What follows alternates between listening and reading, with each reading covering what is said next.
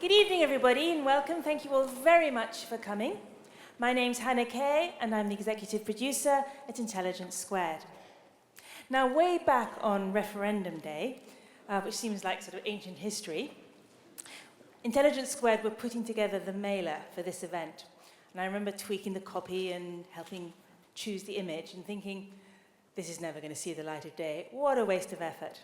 Well, how wrong can you be? I woke up on Friday morning, looked at the news and thought, oh my God, what's happened? We must get the mailer out, which was actually easier said than done because half our team had gone off on holiday. Anyway, here we are, and it's a wonderful tribute to you, our loyal audience, that we actually sold 700 tickets for this event before we had posted a single speaker. But we have got a terrific lineup for you. Thank you all very much for coming at short notice, in particular, Josef Janning, sitting in the middle here, who's flown over from Germany, especially to take part in tonight's event. Now, you can follow the event live on Twitter using the hashtag IQ2Debate.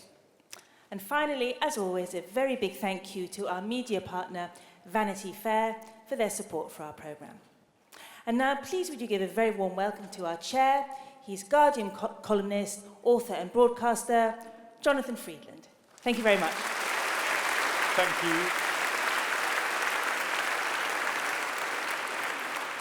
Thank you very much, Hannah. Thanks to all of you for being here. Sometimes when I'm standing before you like this, I have to do a bit of a sell for why the subject is important and timely. Have to make sure you think it's relevant. I don't think we have to do that tonight. Journalists from around the world have been in this country for the last week or so, and they have confidently declared this the biggest story to come out of Britain since 1945. The biggest, most significant political event or even political crisis since the last war, and not many people have disagreed with that.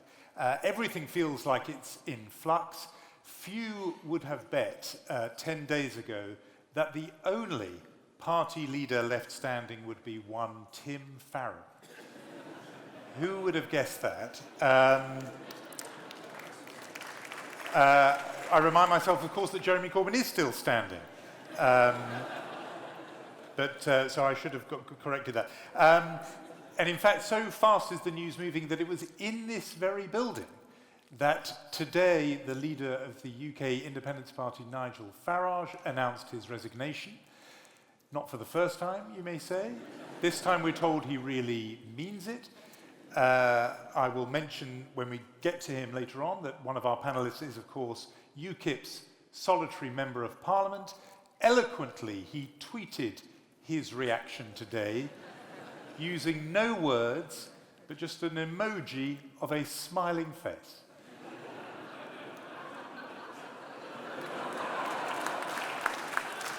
Which he has just reenacted for you just now. And I'm told that 250,000 people have seen that tweet today, so really pictures speak much louder than words. UKIP, of course, the party with only one member of Parliament, but still managing a split, it's a great achievement. But the other parties following very, very closely, trying to keep up with UKIP in that department.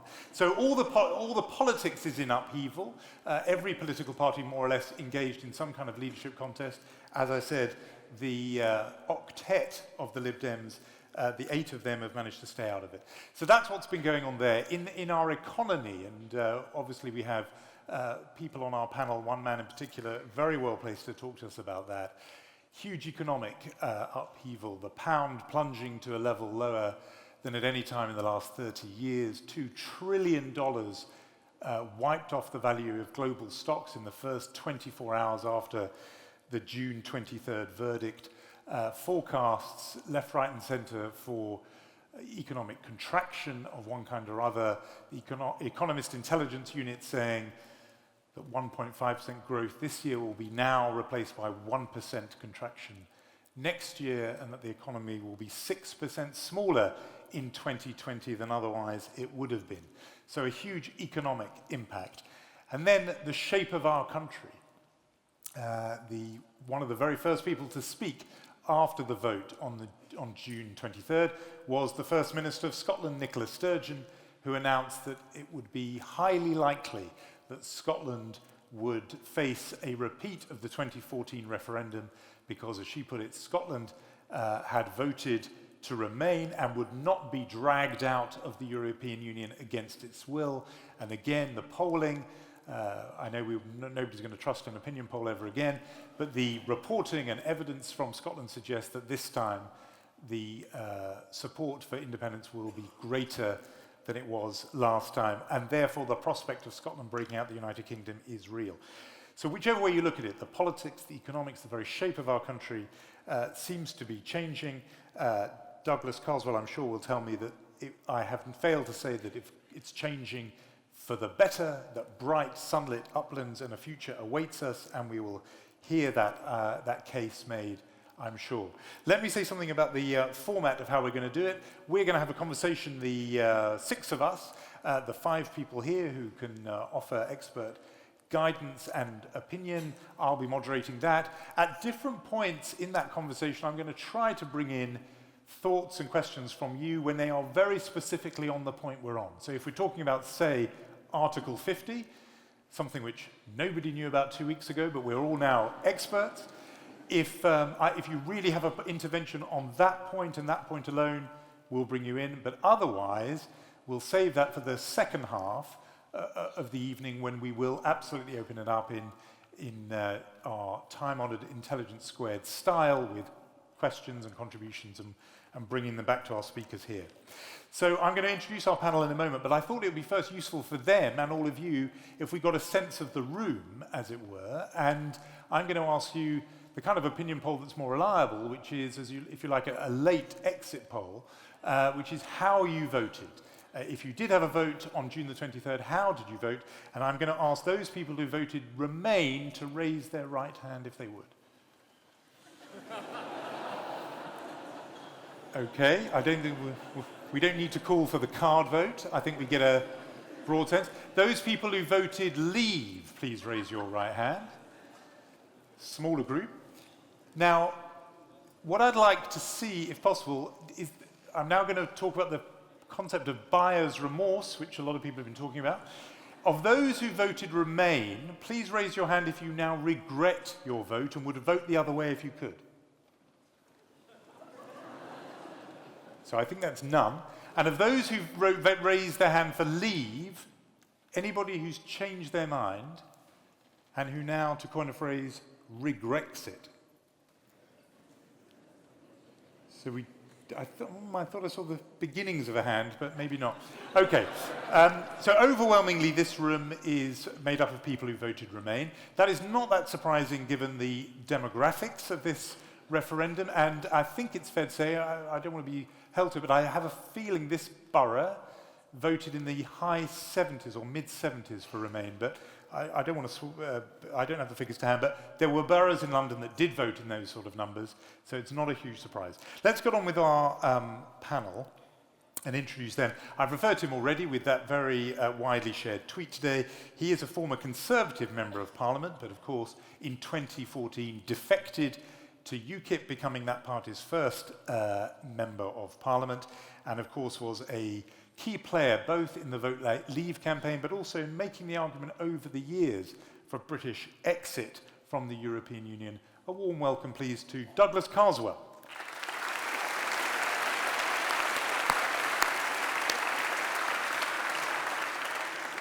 He's joined by the Labour MP for Leicester West, who was a very active campaigner on the other side for Remain. She also, of course, was a leadership candidate for her party in 2015, losing to Jeremy Corbyn in that election, but famously had a good and, I think, mutually respectful relationship with him, which has managed to weather recent events, but very important in arguing that Labour needed to reconnect again with some of the voters who I think it's fair to say did end up voting Leave. So a welcome, please, for Liz Kendall.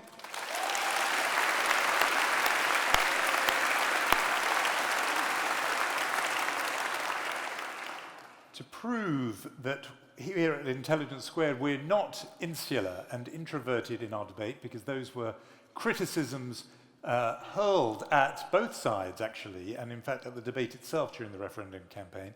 Our next speaker is a frequent contributor to the German press, as well as writing abroad, a leading expert on the European Union's foreign and security policy, as well as the foreign affairs of his own country in Germany, a senior fellow and head of the European Council on Foreign Relations in Berlin. Please welcome Josef Janning.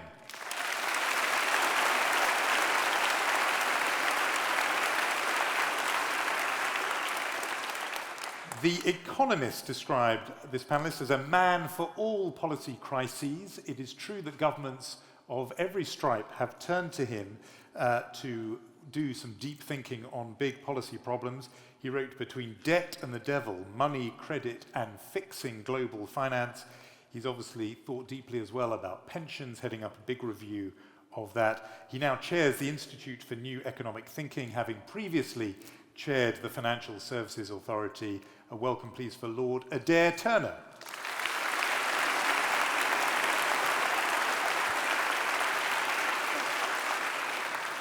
And I am going to cast our final speaker sometimes in the role of umpire and referee to arbitrate some of the partisan points that will be heard from his perch as Professor of European Politics and Foreign Affairs at King's College here in London and Director of UK in a Changing Europe, which the title deliberately gives away nothing because it's a non-partisan initiative that doesn't take sides but instead seeks to research the relationship between the UK and the European Union.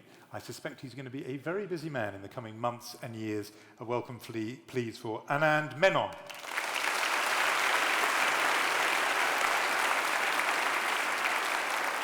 So that's our lineup. We're going to get first right into it with a discussion, but I'm going to try, I don't make any guarantees about once it becomes a Q&A and opens up. There, I think a lot of people are going to want to refight the battle that concluded on June 23rd. But in this first part of the discussion, I'm going to try as much as I can to steer our panelists away from refighting that war and instead to focus on, as our title suggests, Brexit, what next? And so let's begin with you, Douglas Carswell. The accusation has been made that you obviously did a brilliant job of persuading 52% of the country to vote leave, but have left hanging a little bit what leave means and what the plan is now that we've voted to do that. And Boris Johnson, who was obviously a figurehead for vote leave, wrote a column today in which he said, it's the government's fault. David Cameron and his government should have come up with a plan for what they opposed and didn't want to do. So the question to you, Douglas Carswell, is you've won the referendum. What's your plan? Where's your plan? Anyone wanting to know what comes next, I would recommend they read the 1,200-page document produced by Matthew Elliott and his team called Change or Go. And it set out very clearly, in a great level of detail, what would happen if we remained in the EU with David Cameron's New Deal, or what would happen if we voted to leave. When people say, we have no idea what's going to come next, it's perhaps because maybe, so far, some of the broadcasters and others haven't yet focused on some very clearly thought-through ideas as to what Go looks like. Now, it could be the case that Boris didn't read the 1,200-page document, and I'd be willing to wager money that he hadn't. I'm a little bit nervous about Oliver Letwin being put in charge of the Cabinet Office unit, not because he wouldn't read the 1,200-page document, but because he has a tendency to, I think, overcomplicate things. But it's simply not the case that some of us have only been thinking about these things for a week. In January this year, I met with senior officials from the Foreign Office and discussed at some length, some detail, about at what stage it would be legally necessary to invoke Article 50. A lot of thought has gone into this. But if I could just say one thing, look, I've spent 20 years campaigning for Britain to leave the European Union, but I would be the first to recognize the narrowness of the mandate the other week. 48% is a very sizable minority. It's harder to get a larger minority.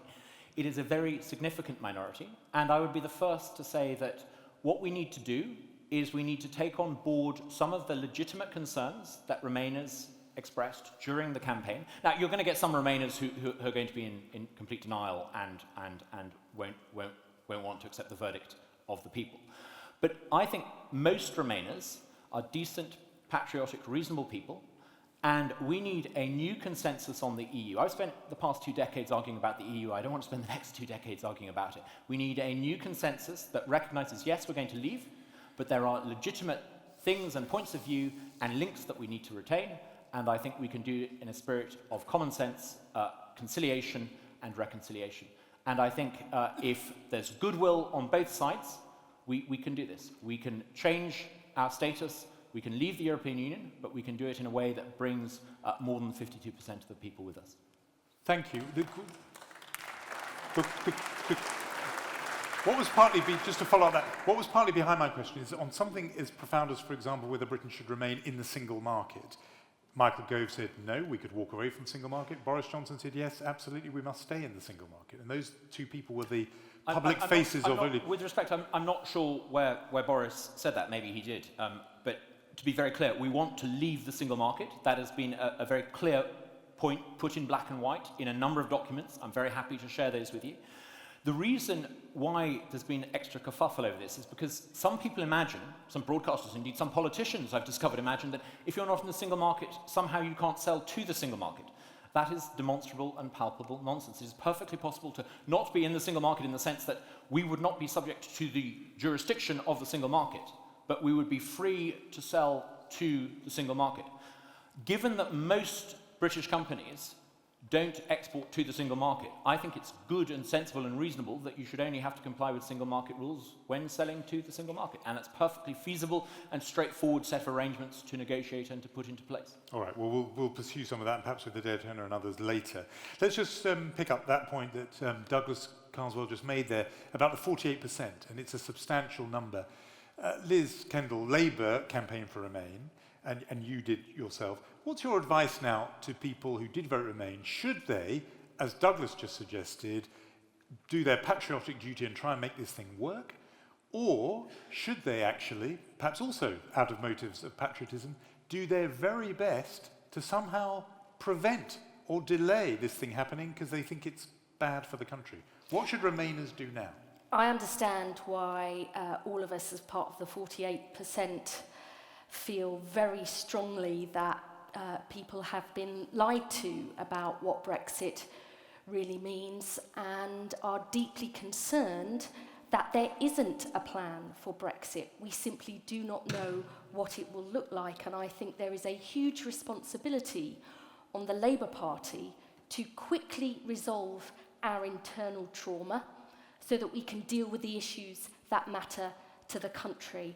And I believe that is holding the government to account for its actions, because if the Brexit plan is left to the views of 150,000 Tory party members, it will be a huge problem for the country, but also to deal with the underlying causes of the Leave vote. And I believe that is too many parts of our country feel left out and left behind in our globalised economy. And there was an excellent piece yesterday in The Observer by Nick Pearce, who said, rightly I think, that and this was his phrase, the drumbeat for a Britain with a low tax, deregulated, shrunken state Britain is going to increase.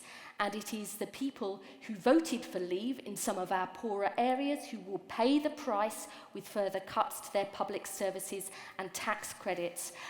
The Labour Party has an historic mission to speak for those people and set out an alternative on the economy and issues like migration, which will actually deliver improvements for people's lives.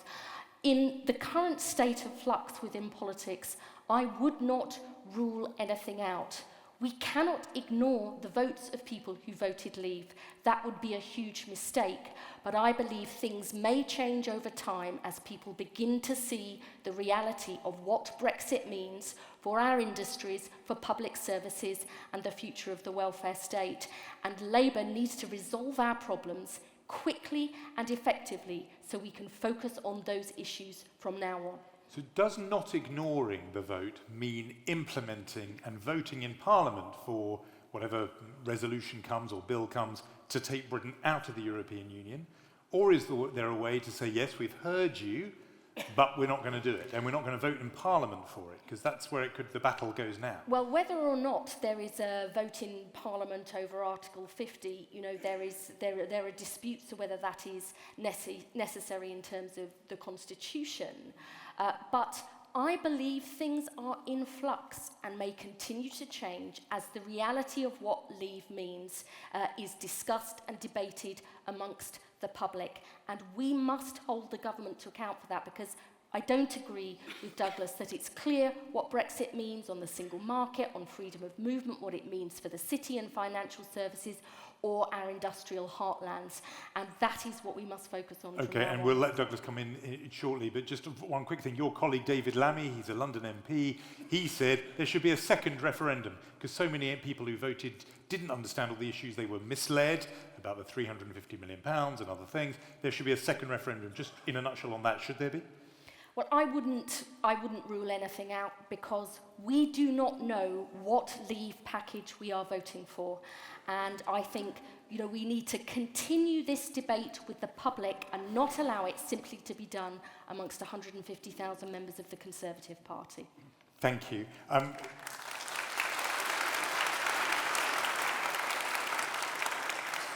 So Josef Janning, I mean, you've been watching this, and I want to hear something from you perhaps about how Europeans reacted to this vote. But also, there have been these initial statements from Berlin and from Paris that seem to suggest there was going to be a very hard line that Britain would be presented with. That you heard Jean-Claude Juncker saying, the European Commission President saying, "You voted for it. Kind of there's the door." They met, 27 of them, without Britain, as if and get it over with quickly. Is that just an opening position, just a bit of positioning, or is actually the reaction of Europe that we're seeing now going to hold? Well, I think there's obviously a good degree of frustration among actors who would have liked to see a different outcome. I think that the perception in a number of the member states and governments is somewhat different. In the country I come from, in Germany, I think we are still amazed with this outcome, because I think you have to see that the Germans have a fascination for the United Kingdom. We love the Brits. And maybe we now have to understand that we love them for things that make them not very good Europeans, because we love them because they are so the way they are, Here's Thomas Kielinger in the room, who has written countless pieces on this, trying to explain the Britain and the British to the Germans. You mean you love us because we're so difficult? Yes, in a way, you are eccentric and you are hip and you are cool at the same time. But, what amazes the Germans and what somehow irritates them is that obviously you don't love us. You don't love us enough to want to stay, because I think most Germans don't think about them being in Europe because it may add 0.3% to our GDP. It actually does, I believe, but the important thing is that we believe that we are actually stronger together, that we count in this world with what we want to achieve only if we do it together. And so I think that's what a good part of the German elite and the German public doesn't get, that somebody voluntarily says, I don't want to have impact. And I don't want to have impact with these guys on the continent together. I think this is what we're digesting still. But some of the politicians here, not Douglas Carswell, whose position is admirably consistent, but some politicians here say, they do so much trade with us, don't worry, they're going to bend over backwards to do an amazing deal. Slightly channeling Donald Trump now. Amazing deal. Didn't mean to do that. They're going to go to great lengths to do a very good deal with Britain, because the Europeans will want to do that. And don't worry, we'll get all the access to the single market we want, on all the terms we like, and we won't have to accept free movement of people, because part of the verdict for leave seems to have been driven by reservations or worries about immigration. So that's, Boris Johnson famously said his policy on cake was pro-eating it and pro-having it. And your impression is, of European capitals, will they give us this kind of deal that some politicians here think you're ready to give us? No, they won't. But it is not that they are out to kind of torture and punish the Brits. You know, from a German point of view, we have every interest to keep a good trade agreement with the United Kingdom and also to keep the UK inside the single market.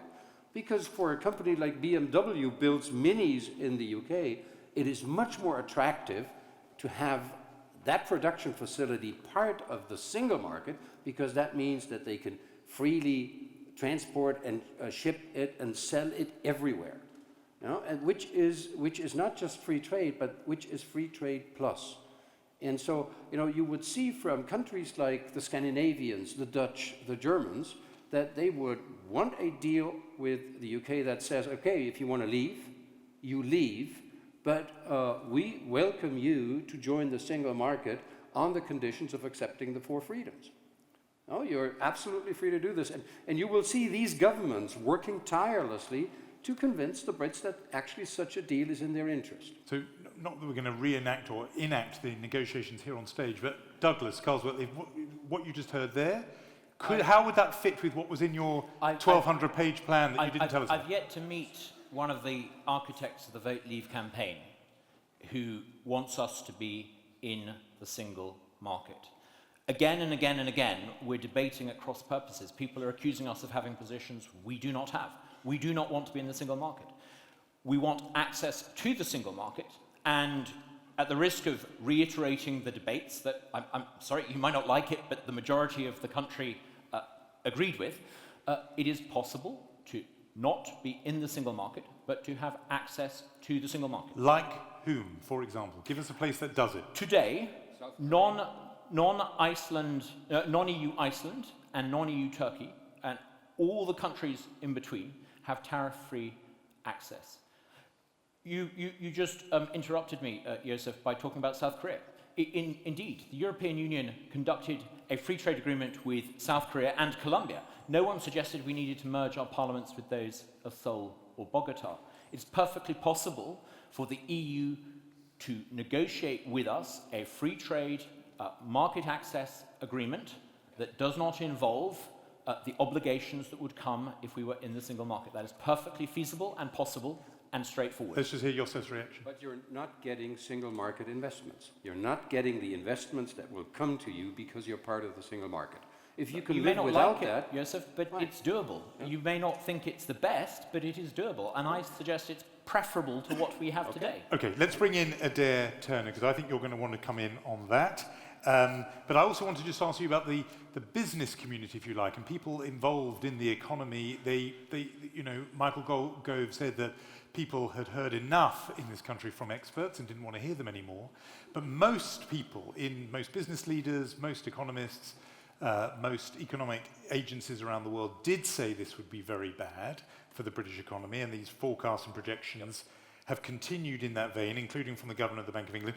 What do you think, you know, crudely, business has an obligation to do now? Should it make this thing work one way and another and bite its lip if it voted Remain, or, almost similar to the question I put to Liz Kendall about opposition, or if it really thinks it's so bad, should it be doing its best to somehow prevent this thing happening despite the votes of 52% of the population? Well, I think although Douglas says there was a plan, this 1,200-page document, I think I can be pretty confident. No, I have not read it, and my point is, Douglas, I am pretty confident that on the 52% who voted for leave, the number who had read this 1,200-page document, I'm willing to bet would be about 0.1% of those who had heard about £350 million a week and we've done the Turkish thinking. access. No, look, the point is, Douglas, this is a serious point.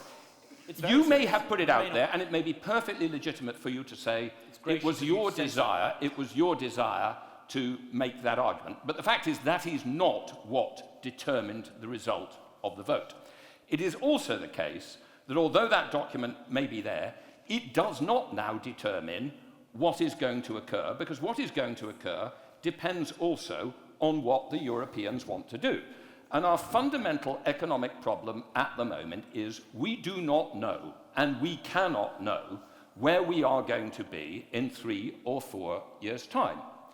There will be people in Europe saying to us, why do you not have a deal like Norway? But that would come with free movement of people, which I suspect will be unacceptable to whoever is the Prime Minister. But there will then be people in Europe who are saying, well, if you don't want Norway, you are going to get what's called WTO access, most favoured nation status, and let's be clear, that involves tariffs on industrial goods. That involves tariffs on cars exported from Britain, which will then be to the disadvantage of workers in the British car industry. Now, what you want, and what I'm sure your great 1,200-page document says, is that we are going to persuade Europe to have some sort of free trade agreement, which is not just WTO, most favoured nation status, and is not Norway. But there is no certainty that we will get that. And that is why people legitimately say there is no plan. It's all very well to have a plan that assumes that everybody else just agrees with your plan, but that's not a real plan in the real world of politics. Okay. Thank you very much. I'm very aware, I'm aware incidentally, the complexion both of the audience and the panel, so Douglas is going to get probably more time than other individuals because he needs to be able to defend his case. So why don't you come back on that point? Quite often, when you hear therapists talking about people going through the grieving process, they say that there's the anger stage, the denial stage, the depression stage, the bargaining stage, and finally the acceptance stage. Most people in this country voted to leave the EU, and I think some of the Remainers are still at the anger and denial stage. There is a very clear set of ideas as to what we do next. The good Lord may not like them, but I think there are perfectly good arguments in that document, which I'd be happy to send you, to explain what it is we can do next. Douglas, can I say that this argument about bereavement is one of the most patronising statements I have ever heard? But who's patronising to the 52%? No. Look, who's can I also the be clear about this 52%?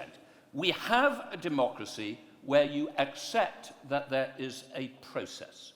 You accept that that means that when it goes against you, you do not start refusing to pay your taxes. You do not have a right to violent or rather than unpeaceful demonstrations. But on the day after a Labour government is elected, Tory party activists and MPs decide the very next day that their main aim in life is to make sure that at least within 5 years that is reversed. And the idea that they should go into Parliament and vote with the Labour government because that is accepting the will of the people is absurd. I completely accept as a given fact that we are going to leave the European Union. That's good of you to... I am completely accept that we are going to leave... Well, when you say it's good of you to accept, that supplies that I wasn't going to. Liz suggested that we shouldn't accept it. What? Liz seemed to suggest that we shouldn't accept it. Look, what I am suggesting is that if it occurred over the next year that there was a turn of events by which on February the 21st next year we had a referendum that went 52 to 48% the other way, that would be equally legitimate as the one that went 52 to 48% so you want that second referendum? Look, I think there is almost no chance of that occurring. But to suggest that it's somehow illegitimate and undemocratic for some people to want that suggests that you don't really understand democracy. Having been... Okay, let me come back and then I'll bring in other people. Commons, my Lord, because I've been elected there, not because I've been appointed there. I do understand democracy. And you always voted for the government in power, whichever it was, did you? No, that was your interpretation of democracy. I got to Parliament through the ballot box, my Lord, not through appointment. Okay, let me bring in other people. You'll have a chance to come back. Anand, Menon, you've been waiting very patiently to have your say. Why don't you come in on... You'll be able to carry it on. Anand. Well, there's two things I want to say. One is about the plan, which does exist. I've read it. But it does startle me that the government that called this referendum didn't have a plan for both outcomes. It really does. Because we weren't electing a government. we were mandating our government to do something. And you would have thought, or I would have thought, that somewhere in the recesses of Whitehall, they would have started thinking about this. And I'm starting to wonder whether they did. Second thing is about the single market. And Douglas is very, very clear about this, but sometimes I think the language is a bit confusing. It's not about tariffs. Okay, I mean, tariffs globally are quite low. I mean, they go up to about 10% for cars, but basically manufacturers can cope with tariffs.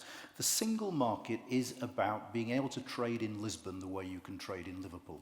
And for an economy like ours, which is a services economy, that's fundamental. You don't just stick a Dyson on a ship, wave goodbye, and you've sold it.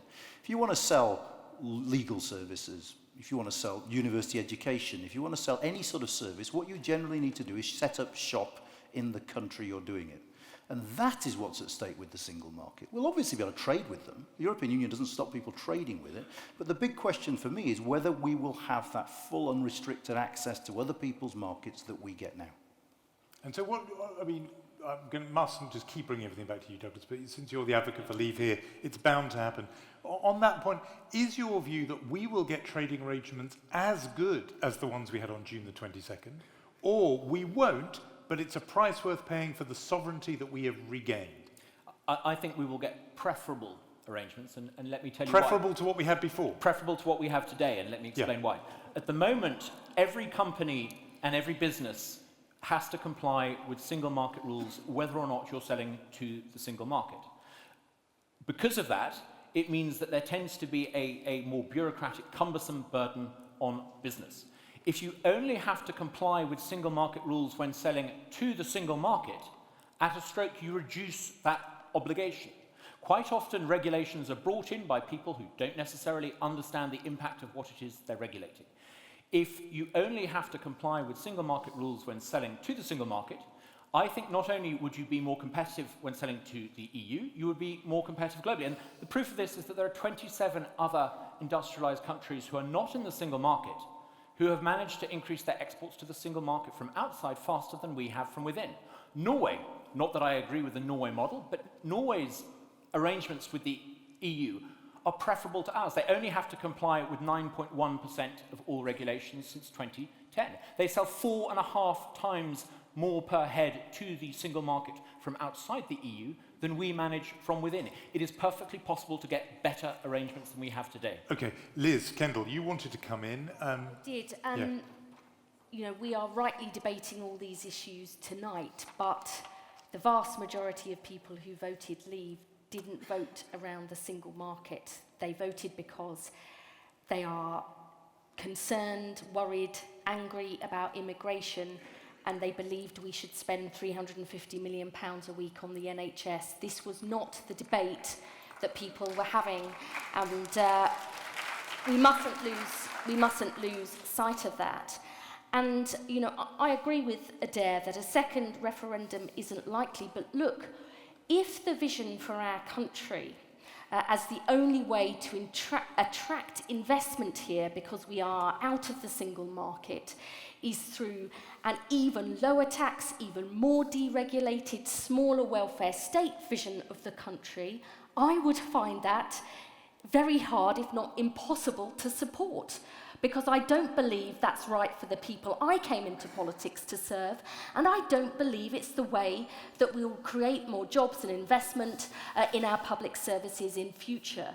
So, you know, keeping our options open here and understanding that, you know, people didn't believe the experts, but when they see the impact on jobs and public services in their area, people's minds can be changed. So that is why I think a second referendum may not be likely, but I certainly believe that whoever is the next leader of the Conservative Party will be setting out a very different vision from the country than that we have now. And it is right in a democracy that the public are included in that decision.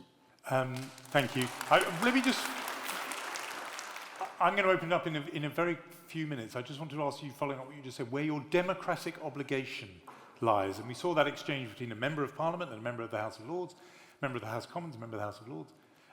Where does your democratic obligation lie? Should you defer to what most people have agreed is the largest democratic mandate in British history, 17+ million votes, 52%, or when it comes before, and we could get into when Article 50, if it has to go through Parliament or not, that's an argument. Some people say it does, some say it doesn't. But when legislation comes through Parliament, as a member of Parliament, would you be obliged to, if you can, block whatever legal moves are necessary to get us out of the European Union? Or, because you were elected by Leicester West, the people of Leicester West, or must you listen to the 52% people of the country? So what's your democratic obligation?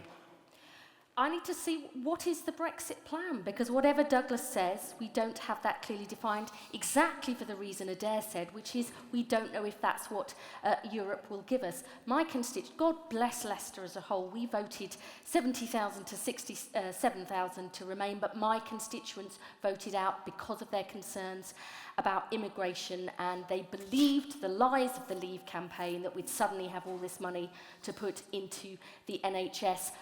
The responsibility is on the government to show what the plan is, and then I will take my decision. Josef Janning, Europe, or the European Union, has a bit of a bad record of hearing democratic verdicts and then coming back with a second question because they didn't like the answer to the first one.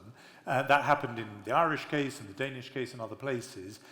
Do you pick up various European leaders saying, well, we know the British have done this on June the 23rd, we'll wait, we'll see, we'll let some time pass, and we'll make sure that we find a way around this, rather than thinking we're going to have to heed that democratic verdict? Well, the sense around European governments is that we'd rather like to see action. We'd rather like to see movement on the decision.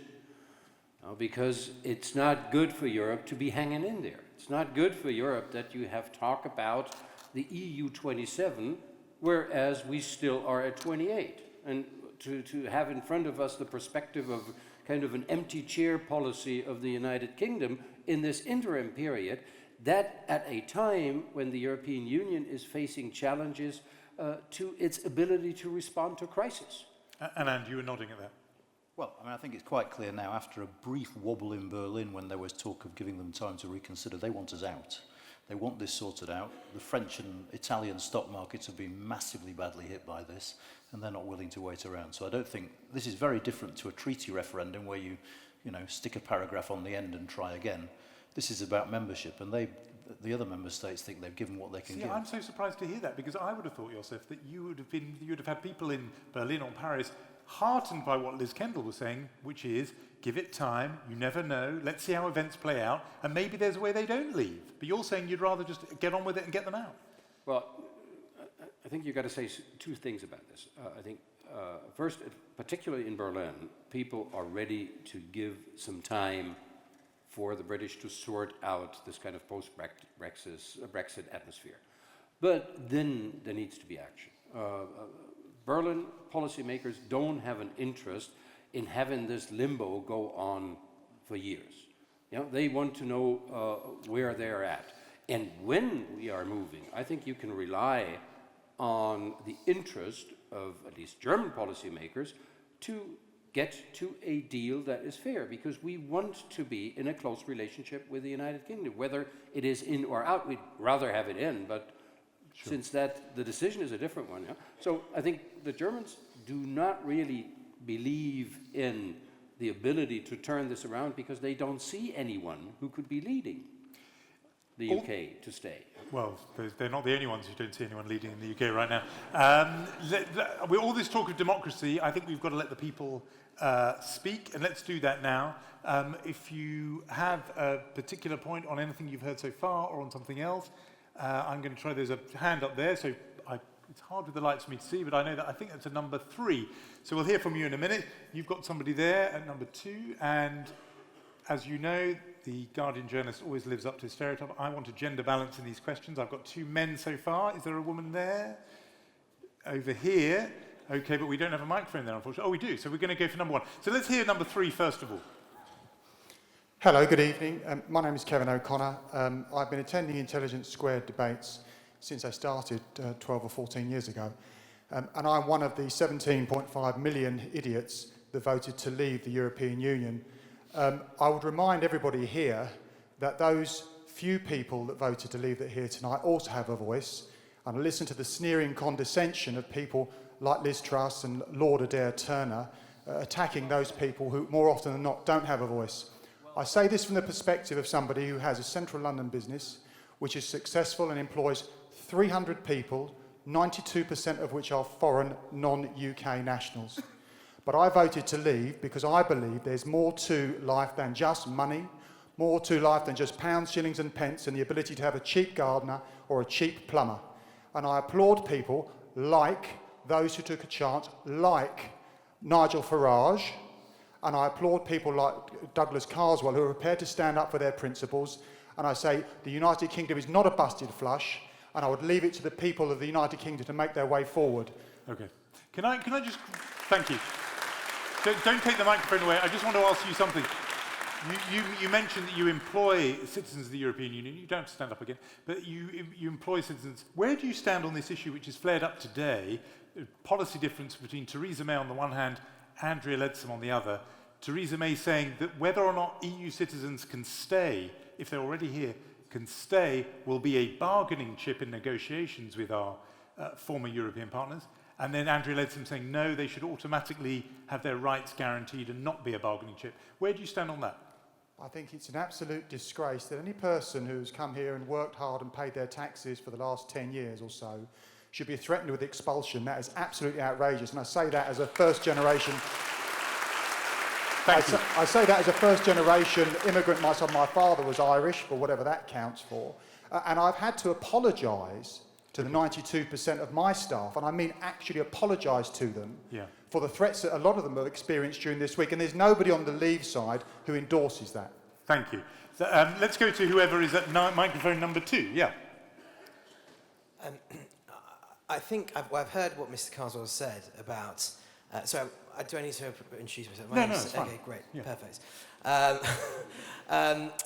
About leaving the single market, doesn't want to be part of the single market, which I think means that the plan is to enter into a bilateral investment treaty with the EU. I don't know, I hope Mr. Carswell can respond on that. Okay. I happen to be an international arbitration lawyer, and in bilateral investment treaties there are arbitration clauses where there is a dispute under those treaties, which means that a cabal of international arbitrators decide whether or not national legislation is expropriating the investment of another state. Now, I don't see how that's great for open justice, because arbitrations are private. And as I understood some of the debates, the European Court of Justice was criticised for not being open, not being transparent. But for the layperson listening to you, your worry is that we might now be subject to unelected bureaucrats, as it were. Even if we leave the EU, there'll be these unelected people making these big decisions. Well, they'll be great lawyers, but they will be... Yes, it's going to be good for business for you, but I see the point you're making.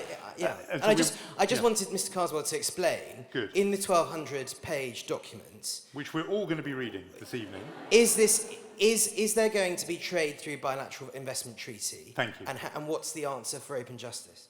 Good. I think we got that. Let's hear the person who is standing by position number 1. Yeah. This question is for Douglas Carswell. So you told us that there is a plan, and I haven't read the plan, but I was curious if you could tell us more about what's in the plan, and specifically, what is your top 3 action points on your to-do list now that we have decided to leave? Thank you. Okay. Thank you. Let's see if we can get one more in while we've got it. We've got somebody there, number 4. Yeah, we'll try and get you the next round. Yes. Can everyone hear me? Yes. Can you hear me? Yeah. Sorry. Mr. Carswell, hello, they're all for Douglas. Let's have some questions for I'm very sorry. Well. One more question. My name is Tim, and I was a Remain supporter. And thank you very much for your point earlier about the bereavement process. I'm slowly getting there. Hopefully I'll get to the acceptance stage. But I'm a bit more worried about one of my elderly relatives who voted out because she believed they would be able to deport British Muslims, and that one hospital a week would be built with the money we'd save. I tried to reason with her, and it didn't work. I was wondering if you could write her a letter explaining that will not be the case. Thank you. We'll take another round in a minute. Just on this point, I mean, I know you said, Douglas, about the 1,200-page document, but do you accept what seems to be a sort of sense in this room, which is that many more people were aware, for example, of the £350 million figure on the side of the bus and everywhere else, and that it was odd that the leader of your party, former leader of your party, waited till the morning after the vote to say, well, that was a mistake and I never liked that figure. You and he and others were not running around saying that 350 million figure is bogus, it's a fake, you're not going to get that money. Maybe you were saying that, but I didn't hear you saying that. Let's be clear, the former leader of my current party was not part of the Vote Leave official campaign. He did a number of things during the campaign that I regard as disgraceful, and I said so at the time, not least those posters. I will lumber up to explain the reason why we, I think quite legitimately, said that every week we hand over control of £350 million. Every year we make a net contribution of 19.1 billion to the EU. If you divide that figure by 52, the number of weeks in the year, you come out with a figure actually slightly higher than 350 million. I think it's 367 million. It is quite legitimate for us to make the point that that gross contribution hands over to the EU institutions money that we are better off spending on our own priorities. And I think, if we want to rerun the referendum tonight in our own little discussion, very happy to do that. But quite often, I've heard people suggesting that the reason why people voted the way they did was because of some sort of false consciousness on the part of the people. And again, I think this is really quite disturbingly condescending. I looked at an opinion poll recently which suggested actually the reason why most Leavers voted Leave was not, contrary to what the nativists on the right and the Remainers on the left claim, immigration. It was the issue about democracy, about control. And I think it diminishes and is contemptuous towards Leavers to belittle them as somehow insular nativists. It's simply not true. It's not the case. Why don't we, Liz, and it's Liz Kendall, not Liz Truss, why don't you come back on that very quickly, and then I'm going to get Adair turn on this. We also do want to hear Douglas's 3 action points, so we're not going to get away without hearing. That is not my experience, Douglas. I was Labour's EU champion in the East Midlands, and whilst people did talk about taking back control, the primary issue of concern was immigration. And I think what is really important in this debate is that we think long and hard about the root causes of this vote.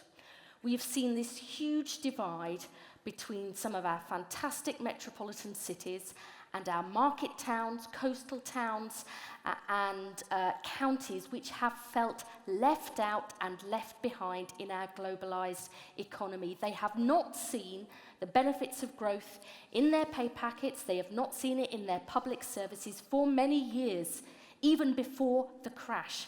And the challenge for progressives, and I would argue for progressives across Europe, is twofold. Firstly, how we make that economy work for everybody, and secondly, how we deal with the very real concerns about migration. I do not believe that leaving the EU is going to solve the issue around immigration.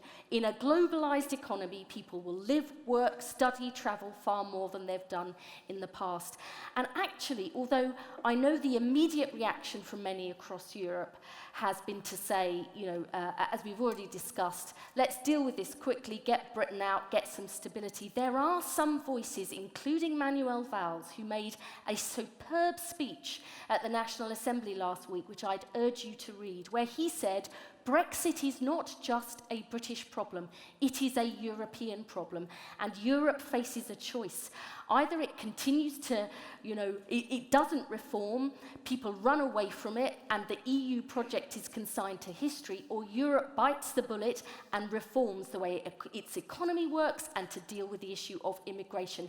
That is the big issue that we have got to address. I would like to see Labour leading that debate, not just in this country, but across Europe. And I think some people in Europe, in our progressive sister parties, get this, and I hope we can build an alliance that delivers for the future. Thank you. We're going to get Douglas Carswell's...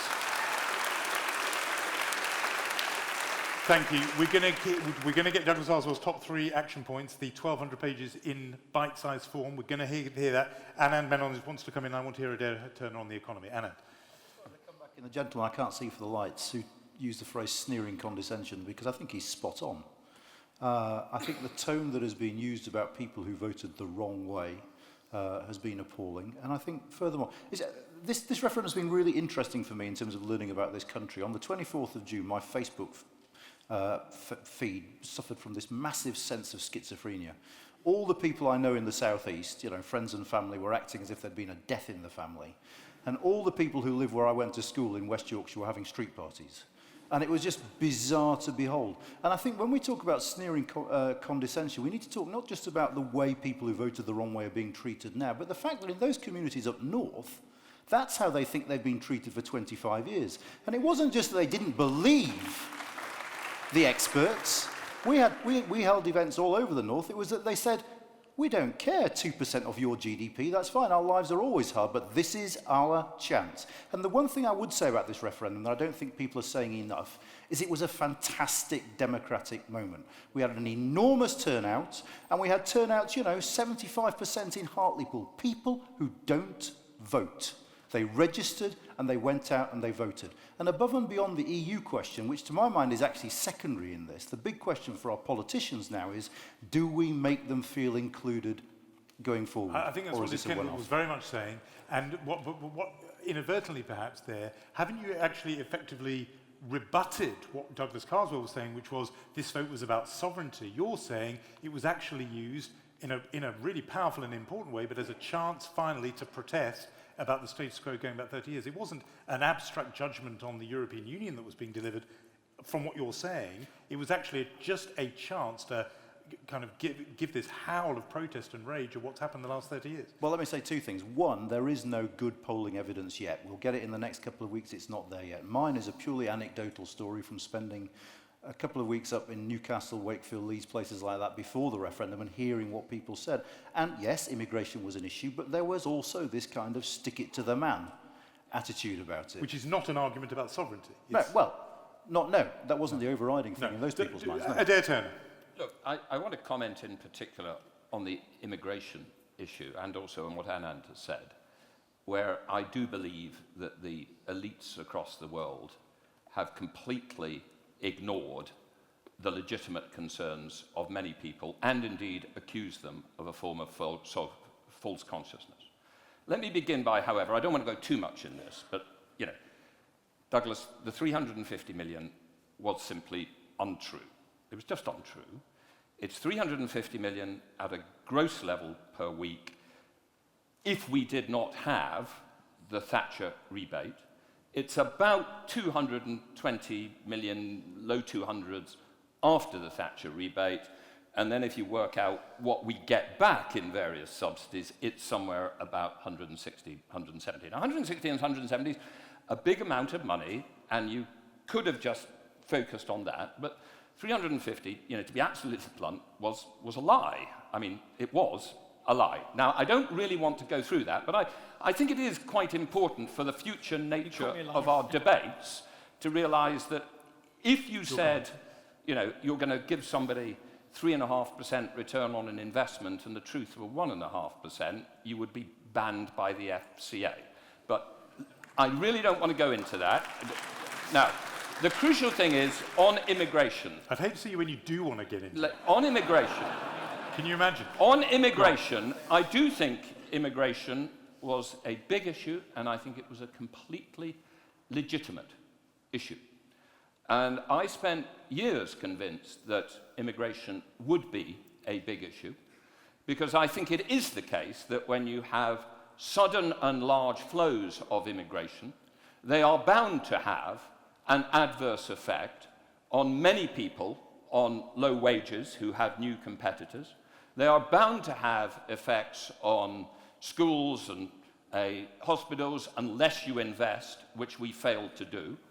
I was, much to the surprise of my many liberal friends, and I know I'm a member of the metropolitan liberal elite, that's whom I am, but a lot of them were upset when I was not only a signatory, but a moving force behind the House of Lords Economic Affairs Committee report in 2008, where I said, along with Nigel Lawson, it's almost the only time in my life I've agreed with Nigel Lawson, that there was a problem here. And I think the experts also made this problem worse by telling people who were worried about immigration, you're idiots, you don't understand the economic theory. The economic theory tells you you've got nothing to worry about. I do think it was a big issue, And I think a lot of people, when they said they wanted to take control, that was what they were talking about. Okay. But that was an absolutely legitimate issue, and as Liz says, we've got to find some way to address this, either by some mechanism, and it may be one of the benefits of being out, that we can control this better, or by the investments needed to deal with those immigration flows. Thank you. On that very specific thing, to you, Josef Janning, freedom of movement, big issue obviously in Britain, but not only Britain. There are people who are unhappy about immigration in Germany and in France and in other places in the European Union. Could it be that this Brexit vote triggers a rethink of this fundamental, one of the 4 pillars, 4 freedoms you said, and actually, rather than Britain having to fit in with free movement, the European Union changes the policy on free movement so Britain and other countries like it could feel more comfortable with it? Well, first, Adair has a good point there. Whenever you have large flows of migrants, societies, particular segments of societies react very strongly. So there needs to be a managed migration. I think there's consensus on that.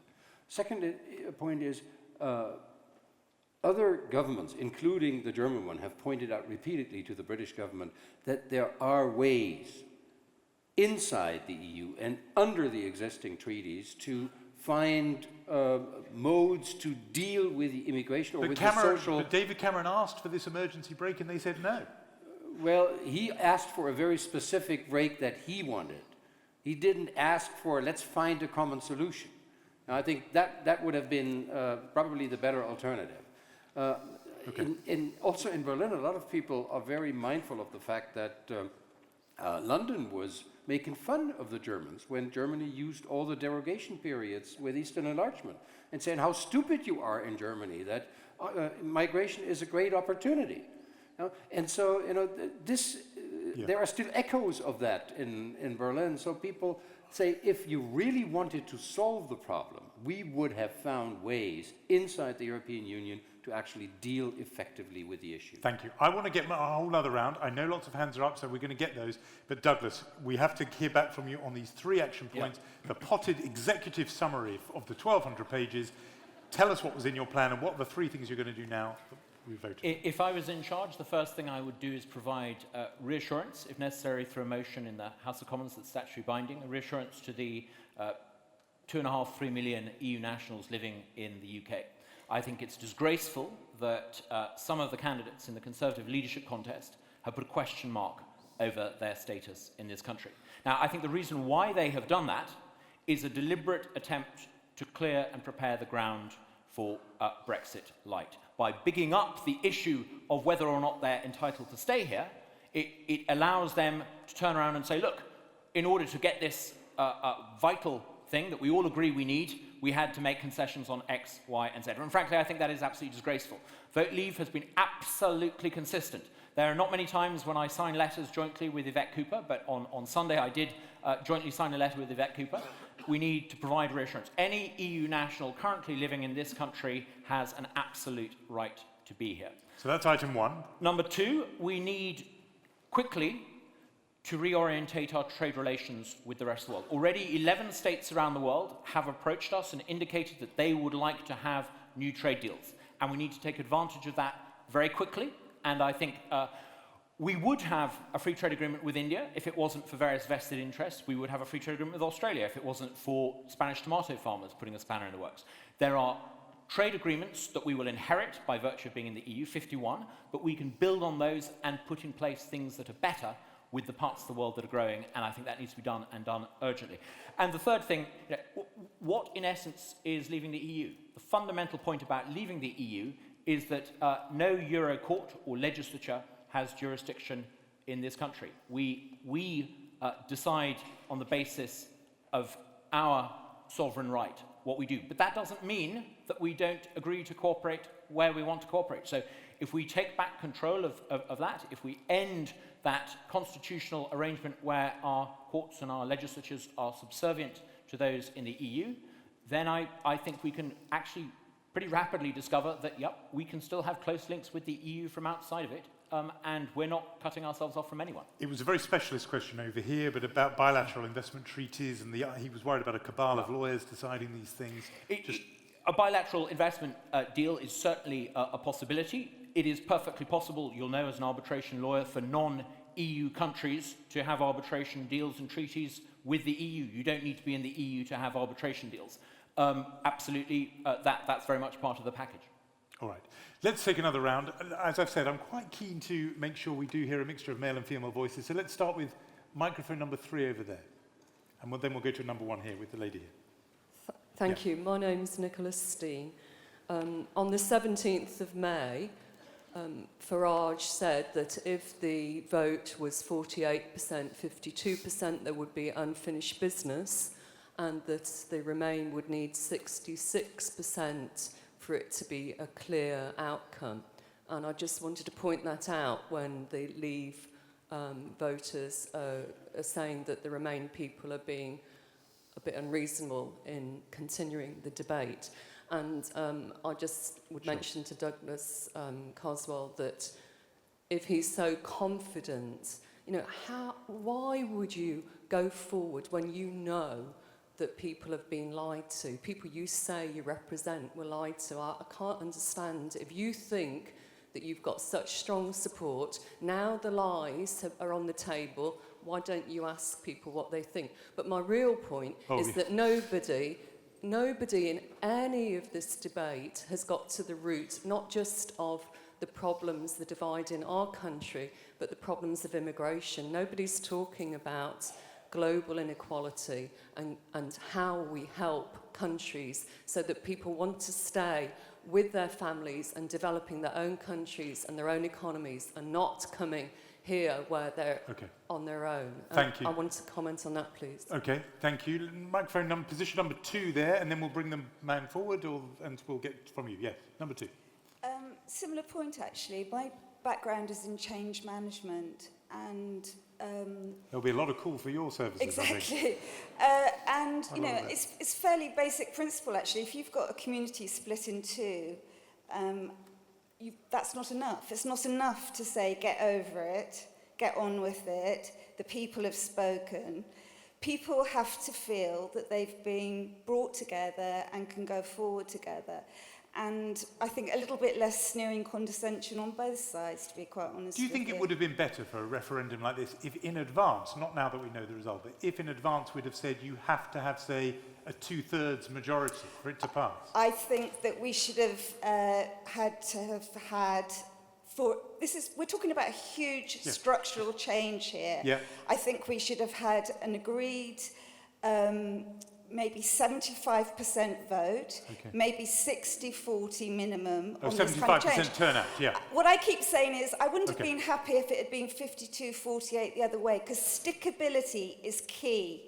You need to be able to have huge change. It has to stick, and it won't stick. Thank you. Number 4 over there. And then if you could bring the microphone over to this man here who's been waiting a long time. Yeah, the man with the blue shirt. Thank you. Yeah. Hi, this is a question for Mr. Janning. And I wondered what your thoughts are on the implications for the rest of Europe, and whether this will lead to closer integration, whether you're more likely to see other countries leave, and whether you're concerned about potential rise in nationalism. Thanks. Thank you. Thank you very much. That's a good question. We'll bring that back. Yeah, over here, number 2. Yeah. Roger Kendrick. This 52-48 thing, what I'd like to say is the government and the whole establishment and the whole of the international community put their weight behind remaining in the EU, and the people of this country said no. Now, if the government had campaigned the other way, there's no doubt it would have been 60 or 65% in favour of leave. And the reason is because we have been told lies, and the big lie is that we benefit from being in the European Union.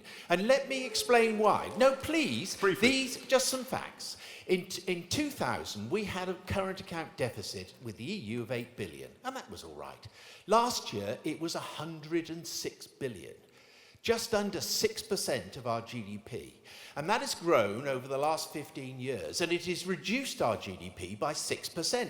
And the reason for it is that we don't have a single market in services. After 43 years, we do not have a single market in services because the rest of Europe doesn't want us to get access to the things that we're really good at. And the second reason is we can't compete with Germany because Germany's got an undervalued euro and we can't compete with them anywhere. And the third reason is that the euro and the German-imposed austerity policy has totally destroyed the economies in southern Europe and they can't afford to buy anything. Okay, so I let's put leave it it to with the you, three. we will be better off out. Okay. I need to remind you that the argument's over and you did win. So you don't need to make the argument all over again. Number 3, over there, microphone number 3, and this will be it for now. We're going to bring it back and then we'll have another round. Yeah. Hi, this is a question for Josef Janning. And I think the one thing that unites all of us, or many of us in this room and across the country and also across Europe, is a demand for a reformed EU. What is the response from the EU on that demand for the reform? Good. Thank you. Josef Janning, so 2 questions for you, and I think you can probably do them in one go. What will be the effect of this? Some people have talked about contagion, that it will spread and more people will want to leave, and Nigel Farage the morning after the results said it will be Frexit and Nexit, and even as he was heading for the exit himself. Just tell us what you think about that. Will it spread, or will the European Union nations circle the wagons and actually integrate more closely with each other, or as this last questioner said, will there be reform? Mm-hmm. Well, there's not a great degree of consensus among leaders or among member states in the current EU. And I think one problem that the EU cannot, or the Europeans in the EU cannot escape, is what Anand mentioned about the sense of a lost inclusiveness of our societies. And I think that will plague European politics in one way or the other. And regardless of where you stand politically, you will have to address that. And that is not easily addressed by another grand plan or another founding of Europe, or a new Schuman declaration that we will have in March of next year. But, and I think that's increasingly understood by policymakers, this Europe will have to deliver. It will have to deliver a number of results. And was the message of the German finance minister from this weekend. The sooner it will start to deliver and the more pragmatic it will be in delivery, the better it will be. Now, that still may not solve the inclusiveness problem. That's, I think, a longer-term challenge. On the nationalism and contagion effect, I think one of the unintended collaterals of the Brexit vote is that a lot of people on the continent are getting second thoughts. I think Geert Wilders, who in the Netherlands, who initially applauded the result, now is less certain because the average Dutch doesn't want to see his or her country go through the same process that you are going through here now, with that kind of uncertainty and that kind of a change in your leadership. You mean we're going to become a model of how not to do it? Well, I think the lesson that people take away from this is that a direct democracy is a fine thing, but is not necessarily a very thought-through, long-term response to rather comprehensive challenges. Yeah. And to the second question on EU reform, I don't think that there now is at 27 a tendency to say, oh, fine, the Brits now are out. Now we can do all the things like financial market regulation that we never could do. Maybe a little bit of that could be easier. I think a couple of important things, like cooperating more on security and defense in the EU, could become easier. But I don't see that we are entering a phase of high-flying new treaty reforms or another round of a constitutional debate. The next phase will be rather driven by intergovernmental cooperation because the way the EU is today, it is rather fragmented, it is rather weak to institutionally evolve. It will most likely evolve through a stronger and visible cooperation of member states, and they will have to demonstrate the benefit of their cooperation by delivery. No? And when they deliver, it will be fine, and when not, it won't be the answer. Adair Turner, you were asked about, or the panel was asked about the fact that the whole establishment put its weight behind Remain. People like you, people like me, really, everybody, you know, who coming from that perspective, and yet Leave still won. And the questioner said it would have been even bigger for Remain if they hadn't. So that just shows you how big the sort of settled will of the country was for this thing. Well, I don't think we can be certain of that. I mean, if, and I think it's a reasonable interpretation, part of what went on was a revolt against the establishment, you can't logically follow from that if the establishment had said leave, everybody would have voted leave. That's sort of slightly the wrong way round in terms of logic. I don't think it would necessarily have made a big difference. I actually think that some of what the establishment did was a bit counterproductive. As a matter of fact, you won't find my name on any economist list saying there was going to be a complete and utter disaster or other things like that, because I thought there was an element of overstating the case. I thought in particular that George Osborne's punishment budget was one of the most stupid political moves I'd ever seen, as well as absolutely economically absurd, because the idea that post-Brexit one would raise taxes and cut expenditure is absolutely not what those much derided experts would suggest, and indeed absolutely clearly is not now what is going to occur. So I think there was an element of overstatement of the case which worried me. Now, I still think that the most likely judgment, and these things are never more than most likely judgments now, is that the economy is going to slow down significantly. I think the models which suggest that, and you noted the Economic Intelligence Unit, that maybe we were previously looking at 1.5% growth next year and it may end up at 0. I think that's probably as good as we get. And why is that the case? That's the case because when people are uncertain and when they're lacking confidence, thousands, hundreds of thousands of individual consumers and individual businesses make very slightly different decisions about how much they're going to spend or whether they're going to employ another person, and the aggregation of all that together slows the economy down. So I think that is going to occur. I think the crucial thing is where we end up in 3 years' time. And I personally believe that if we do end up just out of default because we can't work out a better solution, simply ending up with what's called the WTO solution, where there isn't either a Norway-type access to the single market or some sort of free trade association, but just what you get as the default case in WTO, my best judgment is that if that does occur, a slowdown could turn into quite a deep recession. But I think even to get the FTA deal will require some compromise, because it always does, on some of the things that the Leave campaign wanted.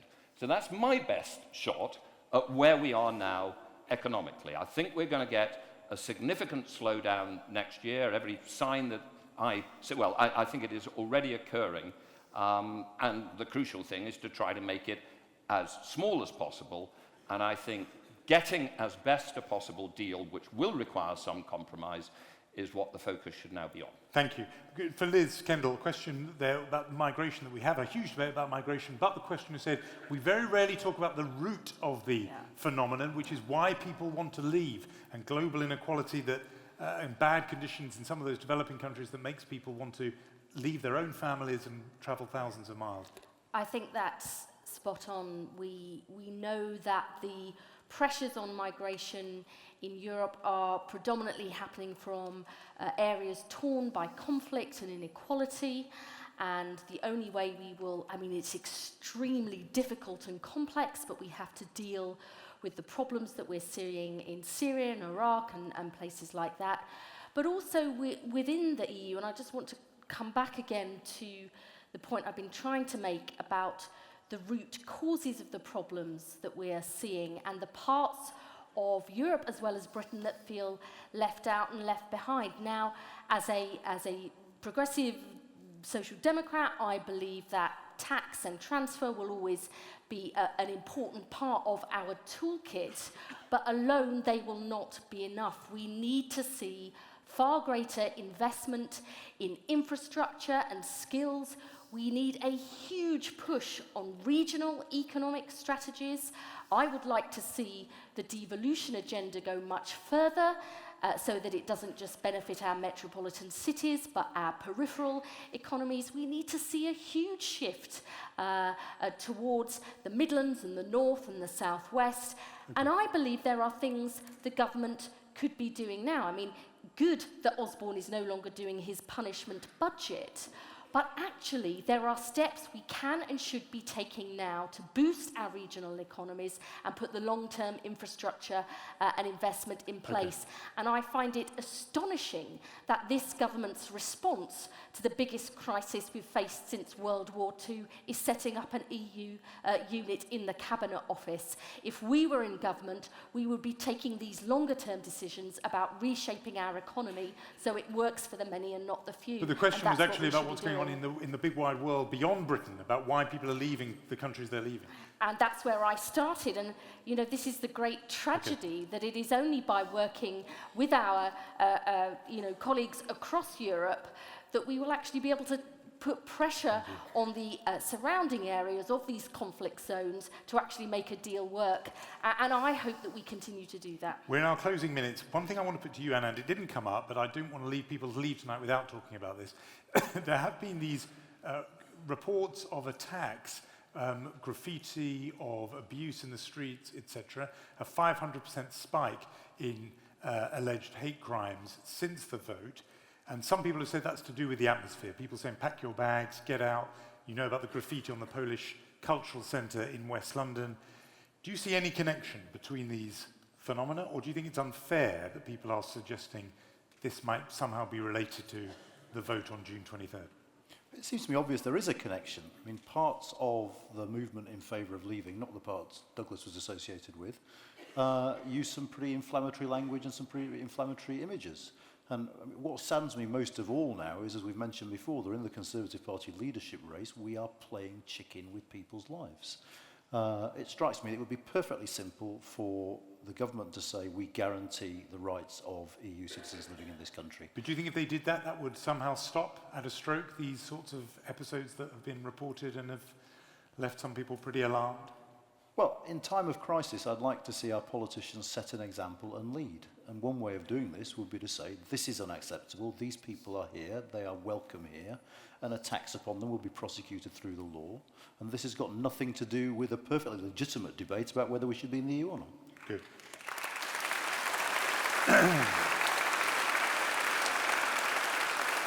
Thank you. I fear we're coming to the close. Douglas, I think you're going to get the last word. People were saying that, I know you're not accountable at all for what Nigel Farage says, heaven forbid. But the point was made that he had said in advance 52-48 wouldn't be enough, the question would remain open. And somebody who works in managing change in organisations says, you don't want to do it if it's more or less 50-50. You really want to take people with you. The phrase that was used about Scotland, big constitutional change there to have the Scottish Parliament, was it must reflect the settled will of the Scottish people. That seemed to be interpreted as a big majority, 60, 65, that sort of number. Do you feel that leaving on the basis of this 52-48 is truly the settled will of the British people, or do you think in a way we should have looked for a different way of doing this and a bigger number? Nicola began by quoting something that Nigel Farage had said. Well, Nigel also said that he was going to resign and then unresigned. He conceded defeat and then unconceded defeat. He said he was going to win in Thanet South. So, maybe we should take some of these things with a large dose of salt. But, You're a man unleashed now, aren't you, Douglas? You can say whatever you like now. I always have been. It's really quite important. At the last general election, I was the only representative of my party which got 3.9 million votes. And I was invited a week afterwards to go on a demonstration against the unfairness of the electoral system. And you know what?